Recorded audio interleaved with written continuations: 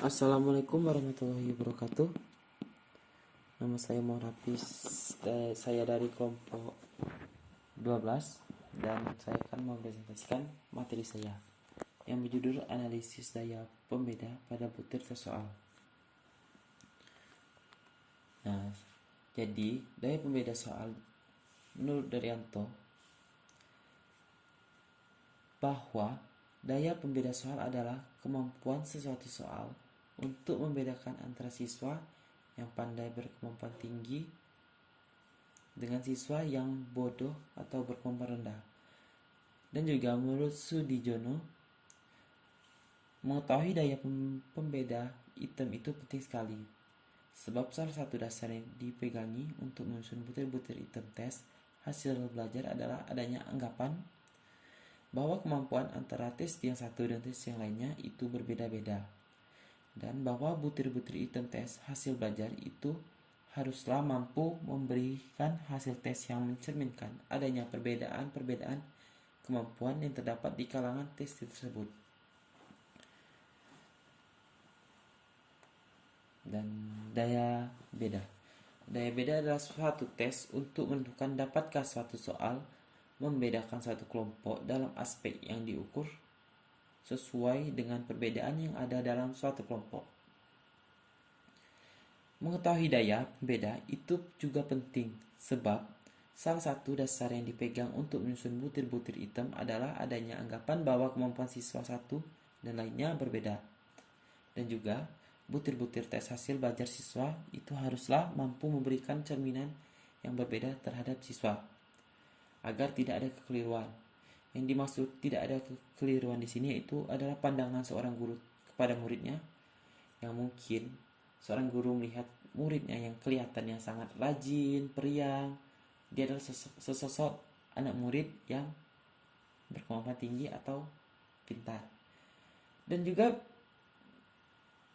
bisa kebalikannya, seorang guru melihat seseorang anak yang lesu, kelihatan malas, tapi pada kenyataannya dia adalah seorang yang pandai. Jadi daripada terdapat kekeliruan, jadi mengetahui daya pembeda itu penting untuk dilakukan. Dan selanjutnya di sini ada rumus daya beda, itu D sama dengan BA per JA dikurang BB per JB. Nah, seperti yang dilihat itu ada D sama dengan daya beda, J adalah jumlah tes di kelompok atas, JB adalah jumlah tes di kelompok bawah, BA adalah jumlah tes di kelompok atas yang menjawab pertanyaan dengan benar, dan BB adalah jumlah tes di kelompok bawah yang menjawab dengan benar. Dan menurut Sundaya, jumlah kelompok atas dan bawah lebih dari 30, maka diambil 27% dari kelompoknya. Dan jika kurang dari 30, maka diambil 50% tiap kelompoknya. Jadi ini saya sudah membuat contoh data seperti ini. Nah, di sini adalah nomor butir siswa atau jumlah soal. Di sini ada 12 soal.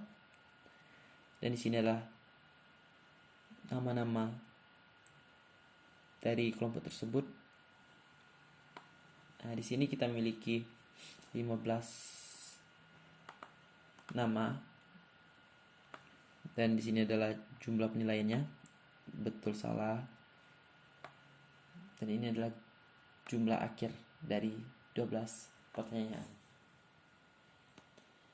Nah, jadi alangkah baiknya jika kita membuat data seperti ini. Setelah kita membuat seperti ini, kita urutkan lagi jumlahnya.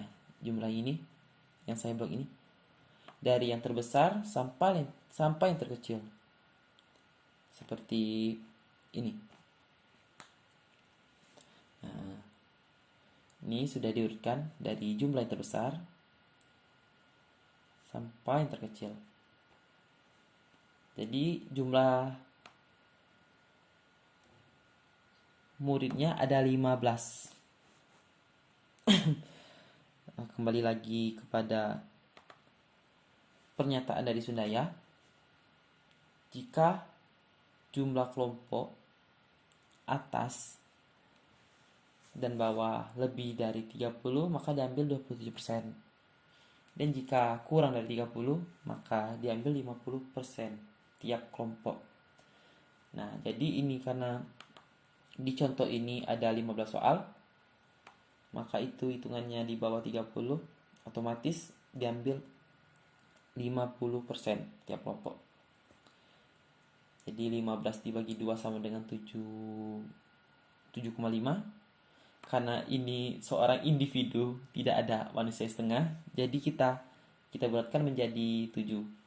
Kalau dibulatkan menjadi 8 itu tidak bisa karena 16 dan kita orangnya kurang, jadi 7 tambah 7 sama dengan 14. Jadi kita potong di bagian tengahnya, yaitu jumlah nilai yang di tengah-tengah ini yang sudah saya highlightkan berwarna kuning dan merah ini. Jadi ini pembatasannya. Jadi BA-nya kita ada, bukan BA, maaf, JA-nya kita ada 7. Dan untuk JB-nya kita ada 7 juga.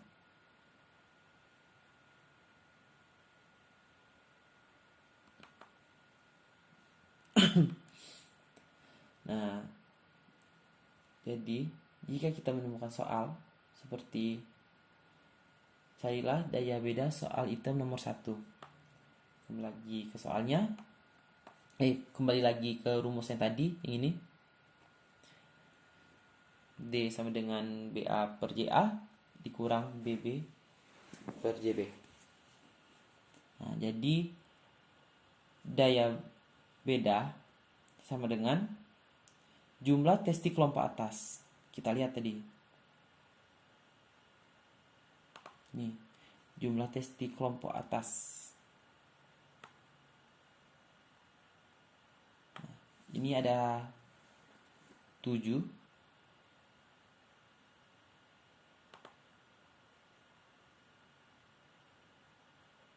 Untuk JA-nya 7 sama-sama 7. Maaf, keliruan saya. JA dan JB-nya memiliki jumlah yang sama, yaitu 7 karena 50% plus 50%. Dan untuk BA-nya, jumlah tes di kelompok atas ada yang menjawab benar ada mana datanya?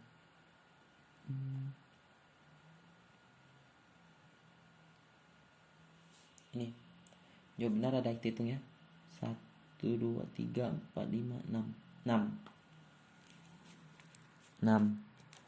per JA-nya tadi ada 7 dikurang BB. Jawabannya benar dari kelompok bawah, kita lihat. Nah, ternyata di sini cuma ada 1. Jadi 1 per 7. Maka hasilnya adalah 0,7. Setelah dibuatkan menjadi 0,7. Nah, setelah kita mendapatkan hasil dari D-nya, maka langkah selanjutnya yang kita buat adalah seperti ini. Buat tabel penilaian. Tadi butir soal nomor berapa? Tadi kan yang kita ambil nomor 1, jadi kita tulis nomor 1 ini. Ini nomor 1. Dan D-nya adalah 0,7. Setelah kita hitung tadi sudah dibulatkan dan hasilnya adalah 0,7. Nah, di sini ada kategori daya beda. Nah, jadi dari hitungan 0,00 sampai 0,20 itu termasuk jelek. Dan jika 0,21 sampai 0,40 itu termasuk cukup. Dan seterusnya adalah 0,422 0,42, maaf ini salah,